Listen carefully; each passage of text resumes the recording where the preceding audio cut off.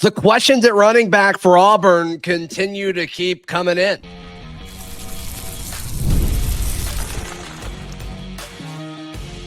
You are Locked On Auburn, your daily podcast on the Auburn Tigers. Part of the Locked On Podcast Network, your team every day.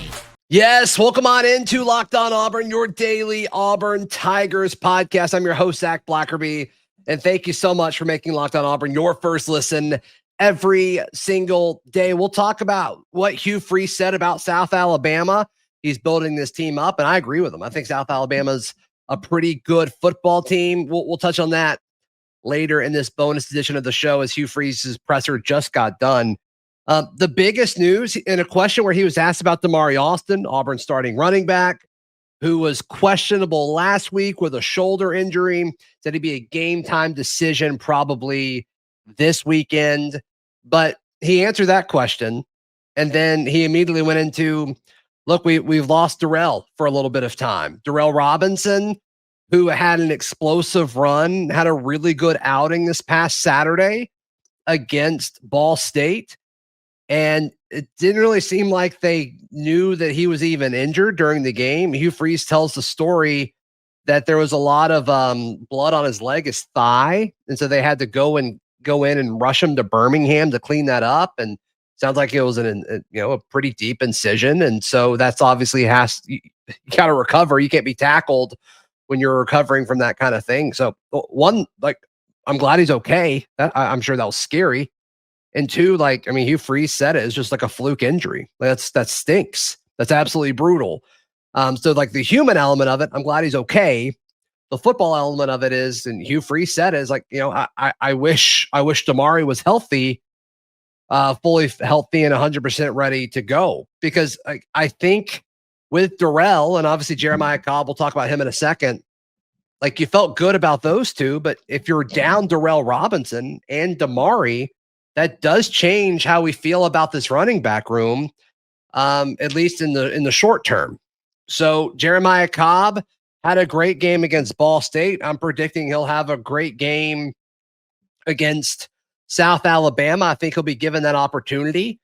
But look, if Damari can't go, and even if Damari can go, I think you just keep him as a reserve back. I don't think it's worth risking anything. I think it's a prime opportunity to get Omar Mabson ready to go. Hugh Freeze said he's excited for Jeremiah Cobb. He's been very consistent, and he gave himself credit for saying this. He's due for a breakout season. Had 100 yards, obviously, against Ball State. He'll be in a situation to have 100 yards against South Alabama. I think this just becomes a larger load for Cobb to carry, and then Omar Mabson will be in a situation to be RB2 if Damari can't go. So that was pretty surprising. I don't know if anybody really saw that coming. And so, it sounds like they didn't really see it coming until they realized that there was something wrong, which is a bummer. It's a bummer. So thoughts and prayers with Durell in that recovery. It seems like they caught everything and everything's okay now. It's just he has to heal. Can't play running back while you're healing from a surgery like that. That stinks. That's awful. That's awful. He talked about the offense in his opening statement, and he said they didn't strain well. He didn't seem too thrilled when talking about the offense. Then he would kind of catch himself and say, Jackson went 24 of 28, so it's kind of tough to get up here to, and just criticize what the offense did. But there were things on tape where we've got to go out and we've got to get better at. And that seems to be kind of the consensus for most calculated Auburn fans, I think, that are watching that. He talked very highly of the running game. He kept mentioning, the 9 yards per rush and all of that.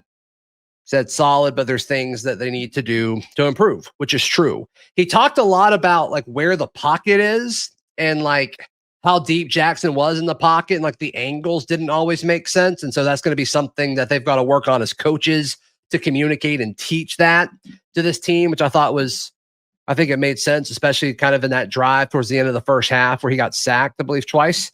Not great. But he talked about how they didn't strain well. I think it was JG Tate that asked a follow-up question of what exactly does that mean? And Hugh Freeze talked about, in camp, when you're not live, which he said is the vast majority of it, these DBs and these offensive linemen, like they're used to a quick whistle. So either somebody gets to the quarterback and so you don't have to cover anymore, or somebody gets to the quarterback and you're blocking, you don't have to sustain blocks because the play is over. He said that they're working on fixing that in practice because he feels like, the deeper you get into a play, 3 seconds in, 4 seconds in, that they're not straining as much. And so I hear that as just, you got to finish the play. Is Auburn consistently finishing the play? I think Hugh Freeze would tell you no, based off of that answer. And so I thought that was interesting perspective on them not straining. He talked about Towns Magoo, or he was asked about him, and he just said twice that I think he'll be okay. Said that, he caught his toe in the turf, and that's kind of what we all assumed. He was asked about Kieran Crawford, talked about his major improvement from year 1 to year 2 after coming over from Arkansas State. And he kind of went on and on about his flexibility and his bend at the edge. That's a big thing that you hear like in scouting terms with the NFL draft when you talk about these pass rushers, is what their bend is. And because you want to be able to get around that tackle without having to, take up any space and get there as few steps as possible. So excited to hear about Kieran, which is kind of what we all assumed with Kieran Crawford. And then was also asked about Xavier Atkins. Justin Ferguson of the Auburn Observer asked him about Atkins as far as like, when did he know that Atkins was going to be this active force in the middle of the defense? And I don't know if he said a specific time other than he knew pretty early that he was going to be able to help him. But he compared him to Eugene Asante as far as like not being the biggest linebacker, but having that quick twitch energy in the middle of the defense. And I think that's a good comparison. I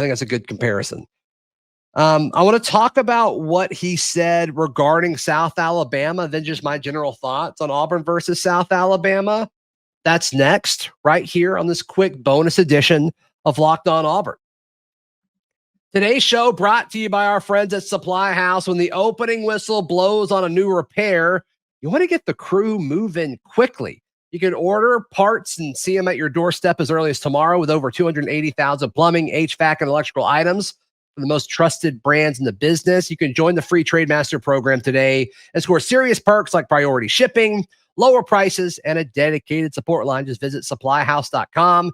Sign up for free and use promo code SHCollege5 for 5% off your first order. That's supplyhouse.com. Real people, real service. Today's show is also brought to you by our friends at Game Time. You want to go see the Tigers this weekend at Jordan-Hare Stadium when they host South Alabama, or if you want to plan ahead, you're like, you know what?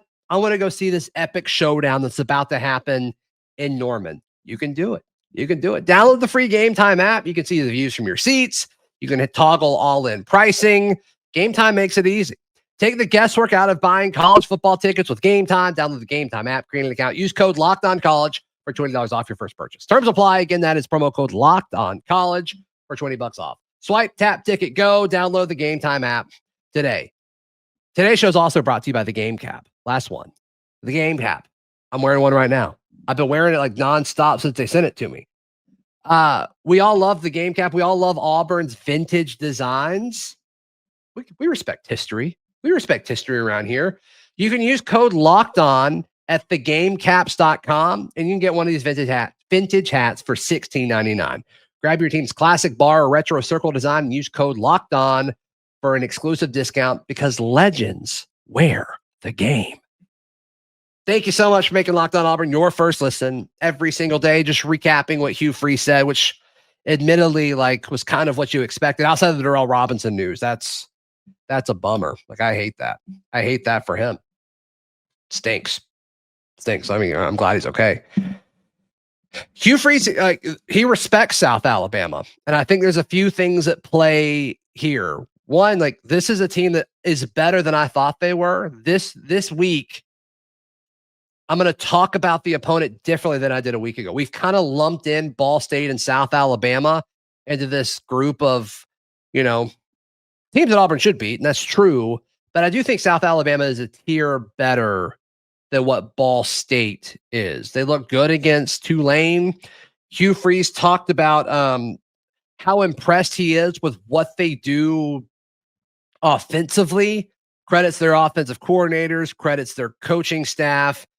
He was impressed with the athleticism of South Alabama's quarterback. Then he also mentioned, I believe, 1 and 11, their wide receivers that are dynamic. And he said, their offensive line is good. He had the caveat for G5. It's a good G5 offensive line. But I believe these pass catchers are legitimate. I think they're solid. The difference when you play a team like this should be in the trenches. And Auburn should win in the trenches on both sides of the football. That's going to surprise no one. But if you don't come to play, like that's where they can get you. He also mentioned he has 2 of his former coaches that are on this staff. And so do they know more about what Hugh Freeze wants to do? Is there added motivation there? I don't know, but he said it did add to the narrative when talking about this game. So take that for what it's worth. But I just want to reiterate, I think South Alabama is a much better team than Ball State.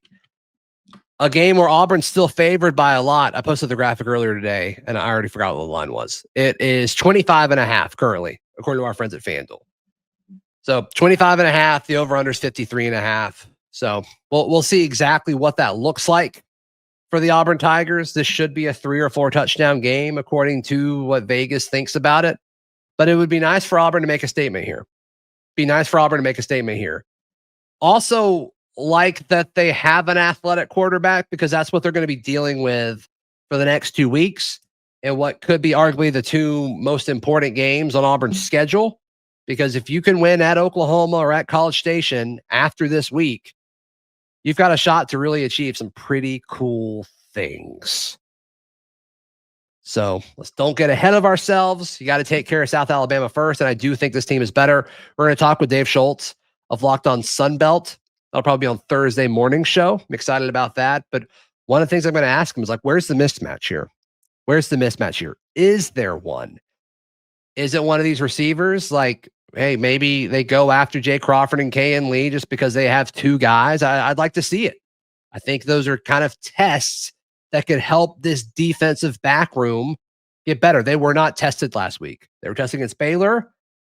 Depending on who you ask, you'll get different grades on how they did. I thought they did fine. Some people don't think they did. Statistically, you can make the argument both ways as far as the timeliness of all of it. But last week, they did not get tested. They just didn't get tested. So I would like to see them get tested a little bit more against South Alabama. I think they'll do that. And then Hugh Freeze talked about what they do defensively on the defensive line and their front 7. They like to muddy it up a little bit. He kind of cited the importance of Jeremiah Cobb because it's been a weakness for him when it comes to pass blocking.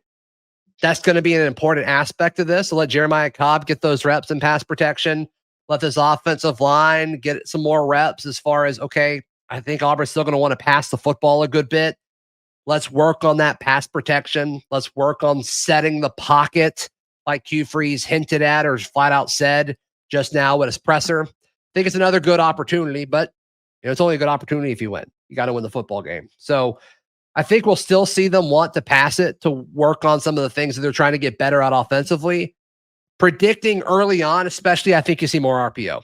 I think you see more RPO this week because I think this is a good football team. I think South Alabama is a solid football team that you can't take for granted there. So take that for what it's worth. Those were my takeaways and main things about what Hugh Freeze said at the presser today. I'm making sure I've got to all of my notes. He highlighted special teams as far as them covering well, and then he gave Gibbs credit for stepping in on short notice with Towns going out. That's the only note I did not read. Confirming, yes. Thanks for hanging out with just a few minutes. Please like the video. Please subscribe. If you're tuned in on audio, please subscribe, leave a review. Helps the show out a ton. We'll see you next time. This has been Locked on Auburn.